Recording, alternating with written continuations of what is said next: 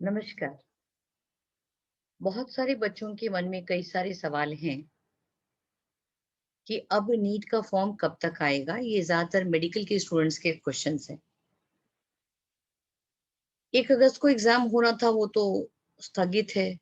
Possible ही नहीं है कि इतनी कम नोटिस पे हो जाए, क्योंकि ज़िंदगी से बढ़कर और क्या हो सकती है इस समय।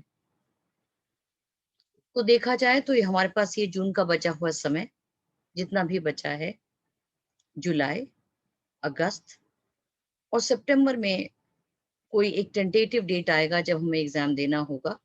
तो मेडिकल के स्टूडेंट्स के लिए स्पेशली ये वीडियो बना है कि 2021 की नीट की परीक्षा कब और मेरी हालत कैसे, मैं मेरी स्थिति कैसी। कई तरह के बच्चे और कई तरह की तैयारी और कई तरह का सोच। तो ये तय है कि हमारे पास करीब करीब 60 65 70 दिन हमारे हाथ में है। तो बहुत आराम से सोच करके अगर इसको प्लान किया जाए तो चीजें अपने फेवर में बनाई जा सकती हैं। थोड़ा सोचना पड़ेगा, थोड़ा करना पड़ेगा।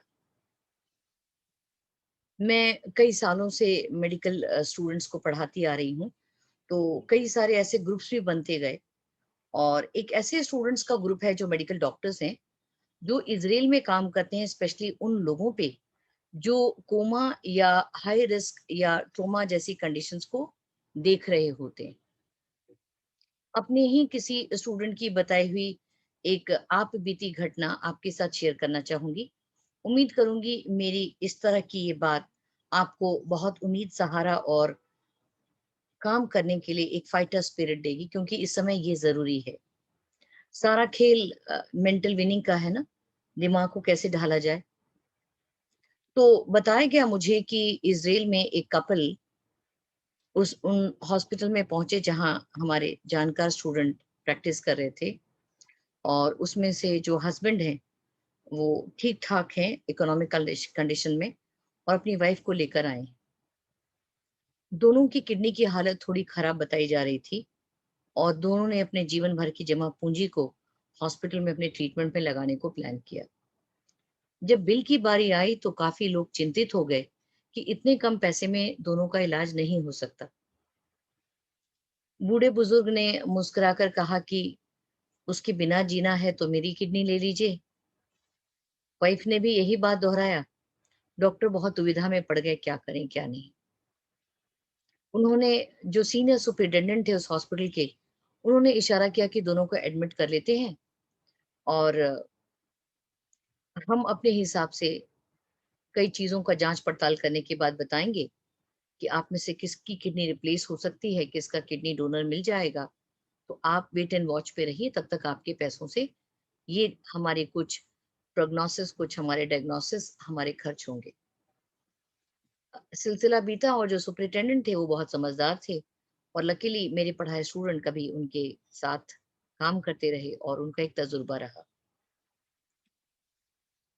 दोनों को ऑपरेशन थिएटर ले जाया गया, दोनों के किडनी के पास से निशान बनाए गए, डॉक्टर का अपना प्रोसीजर हुआ, जो करना था उन्होंने किया और दोनों को टाइमली पूरे प्रोसीजर एक्सपेरिमेंट के बाद पूरा सब कुछ कर के बाद दोनों को डिस्चार्ज कर दिया गया।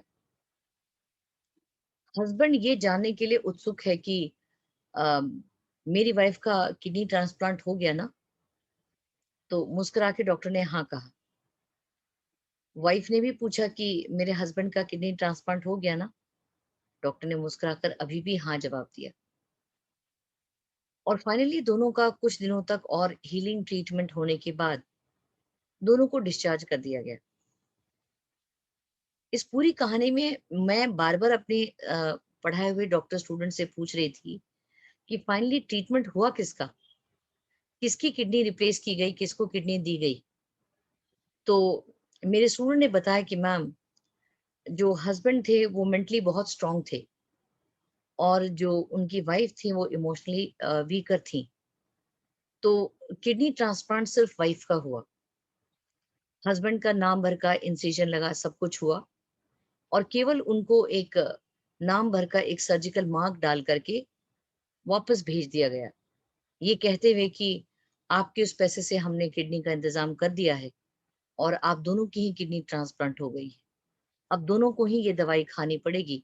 हालाँकि थोड़ी दवाई का फ़र्क हस्बैंड में अलग था और वाइफ में थोड़ा अलग था। कई रीज़न देकर उन्हें समझा दिया गया। मैंने अपने स्टूडेंट से आगे पूछा कि फिर उन कपल का आगे रिपोर्ट कैसा रहा? तो बच्चे ने बताया कि बड़ा चौंका देने वाला रिपोर्ट ये था कि 6 महीने और साल भर बाद जब वो रिव्यू करते थे, तो दोनों का ब्लड यूरिया, क्रेाटिनिन और बाकी सभी रिपोर्ट ऑलमोस्ट एक जैसे आते थे, जबकि सर्जरी सिर्फ फीमेल की हुई थी, मेल की नहीं हुई थी। इस छोटी सी मेडिकल स्टोरी का असर ये मिलता है कि डॉक्टर्स की ट्रीटमेंट के साथ साथ जो साइकोथेरेपी थी, जो मेंटल हीलिंग थी, जो सिखाया समझाया गया था, वो इतना तंदुरुस्त था कि दिमाग के अंदर इतनी पॉजिटिविटी भर गया कि उन्हें यकीनन लगने लगा कि उनकी ही किडनी का ट्रांसप्लांटेशन हुआ है।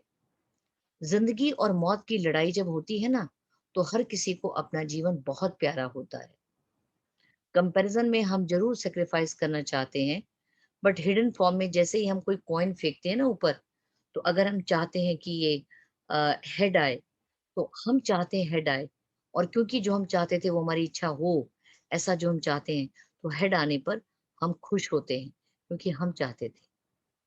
तो हम भले ही किसी लाइफ के प्रपोजल में अपने बिलवेड को या जिनको बहुत केयर करते हो उनकी परवाह कर रहे थे, लेकिन रियल सेंस में ये सारा दिमागी खेल था जो डॉक्टर्स ने उन कपल को उसी बजट में एडजस्ट करके ट्रीटमेंट करके भेजा। और मिराकल की बात यह है कि उन लोगों ने अगले 5-7 साल 8 साल काफी अच्छे काटे और अभी भी वो ठीक ठाक है। The message behind the story is all that matter is how smart you tune your mind। सितंबर में एग्जाम हो या अक्टूबर में हो, डियर मेडिकल एस्पिरेंट्स, अपने दिमाग को थोड़ा संभालिए। फील कराइए कि इस समय आपकी कितनी जरूरत है इस सिलेक्शन में। एहसास दिलाइए कि मेडिकल की फील्ड की कई पैथी ओपन है आपके लिए। You can choose allopathy, homeopathy, Ayurveda, any field. हर पैथी उस ट्रीटमेंट का एक्सीलेंस रखती है जो स्पेशलाइज्ड उनका अपना डिपार्टमेंट है। जैसे कई क्रॉनिक डिजीज के लिए हेमोपैथी सुपर्ब है। फिटनेस, ओबेसिटी और कई चीजों के लिए आयुर्वेदा का कोई मैच नहीं, ये हम सब जानते हैं। इमरजेंसी ट्रीटमेंट्स के लिए और बाकी चीजों के लिए allopathy most superior, most accepted, widely accepted है। डियर स्टूडेंट्स, अपने दिमाग को प्लीज समझाइए।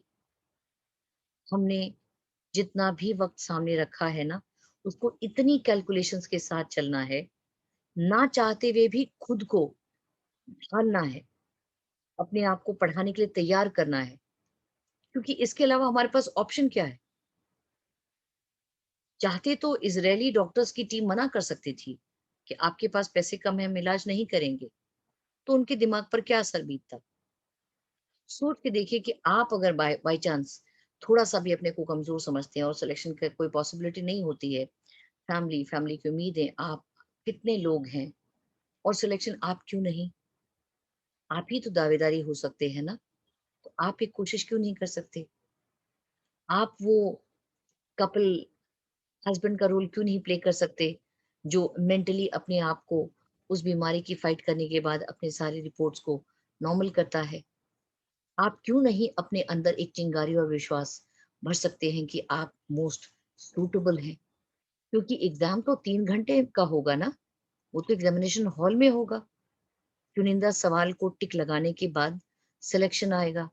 तो सारी तैयारी और लड़ाई तो प्रिपरेशन के दौरान होती है ना, एग्जाम में तो परफॉर्मेंस होता है।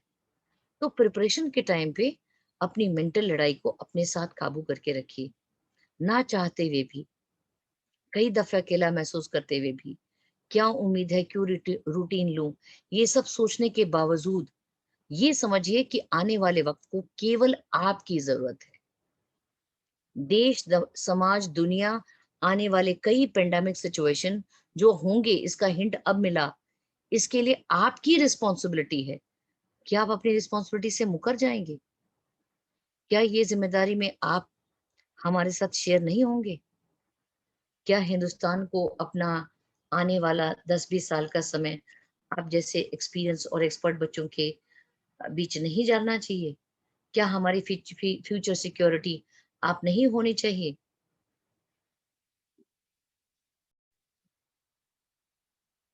इन्हीं शुभकामनाओं के साथ बहुत सारी शुभकामनाएँ। ईश्वर आपको बहुत सद्बुद्धि दे। हिंदुस्तान और दुनिया के जितने डॉक्टर हैं, सबका ज्ञान आप सब पर बरसे और आप बहुत अच्छा करें। इन्हीं दुआओं के साथ बहुत सारी शुभकामनाएँ।